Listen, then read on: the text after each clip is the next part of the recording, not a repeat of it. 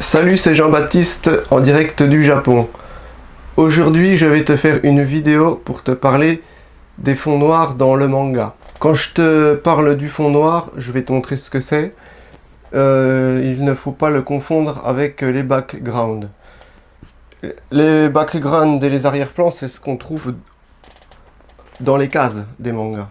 Mais moi, ce que je vais te parler, quand je te dis le fond noir, c'est ce qui correspond à la feuille. Donc, le fond noir dans le manga, c'est ceci. Bon, ici, en l'occurrence, il est bleu sur du papier rose. Par exemple, ici, c'est une page normale. Tu vois, le fond, il est normal. Maintenant, si je te montre cette page-là, voilà, ici, le fond est noir. Il est bleu parce que ça a été imprimé en bleu, mais quand la mangaka a colorié ici, elle l'a colorié en noir. Donc, ici, le noir est utilisé pour représenter un flashback. Donc, c'est quand une personne se remémore un événement. Voilà. Donc, la page d'avant, nous avons le fond normal et la personne qui commence à se remémorer l'événement, donc le fond devient noir. Ensuite, on tourne la page et c'est effectivement le flashback. Donc ça, c'est un exemple. C'est l'exemple qu'on trouve le plus souvent et le plus simple à réaliser. Donc ça, c'était dans le magazine Nakayoshi. Toc. Maintenant, un autre type d'exemple.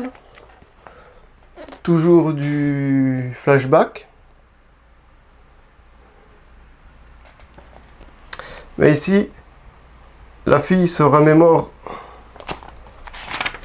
un cauchemar quand elle avait 6 ans. Voilà.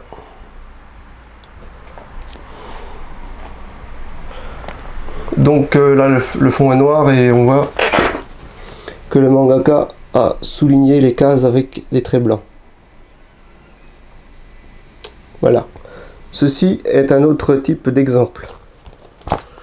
Ça, c'est toujours du flashback. Mais il y a d'autres. Attends, je vais te montrer. Là, je vais encore te montrer un flashback. Ça c'est fait un peu autrement, tu vois. Il y a une espèce d'effet de style. Et puis les cases sont un peu mises en biais. Voilà. Maintenant, je t'ai parlé du flashback, mais c'est pas uniquement le flashback. Le noir aussi est utilisé. En fait, c'est quand un personnage a quelque chose dans la tête, puisque quand c'est un flashback, tu te remémores des événements dans ta tête.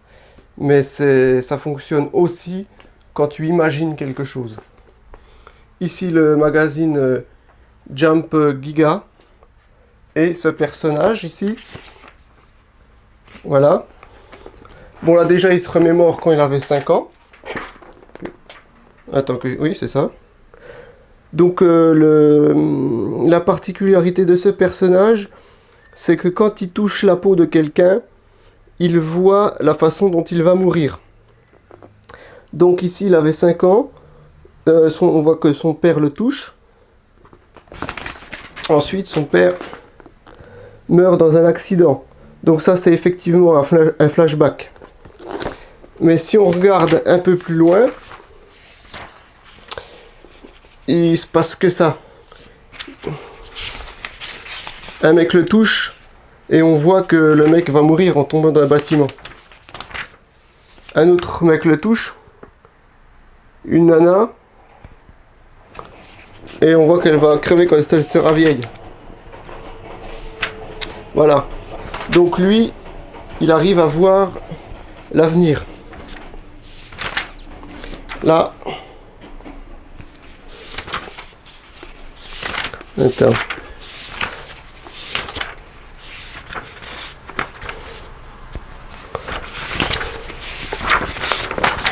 Bon.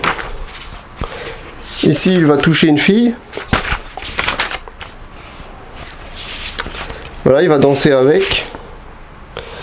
Et là, qu'est-ce qui se passe? En fait, c'est nul ce que je dis. En fait, ça n'a plus rien à voir. Il n'y a plus de fond noir, mais... Voilà, je continue déjà. Ici. Encore du fond noir.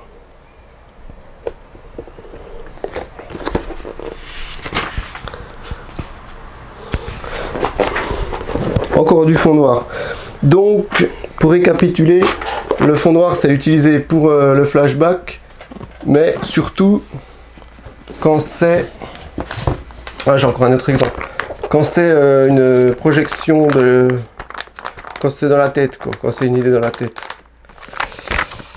Ici, un autre flashback, une autre sorte de mise en page de flashback avec un dégradé, cette fois. Donc on voit le haut de la page avec un fond blanc, puis il y a un dégradé de noir. La page suivante, les deux pages suivantes sont toujours du flashback avec un fond noir. Tu vois, c'est pas un background, c'est un fond. C'est pas un arrière-plan. Puis retour au présent avec un dégradé qui va du noir au blanc. Voilà, je t'ai fait cette vidéo, c'est parce que souvent quand je te montre des mangas, je parle souvent du fond noir. Donc je voulais te faire une vidéo exprès pour te parler de ça. Voilà. C'est terminé.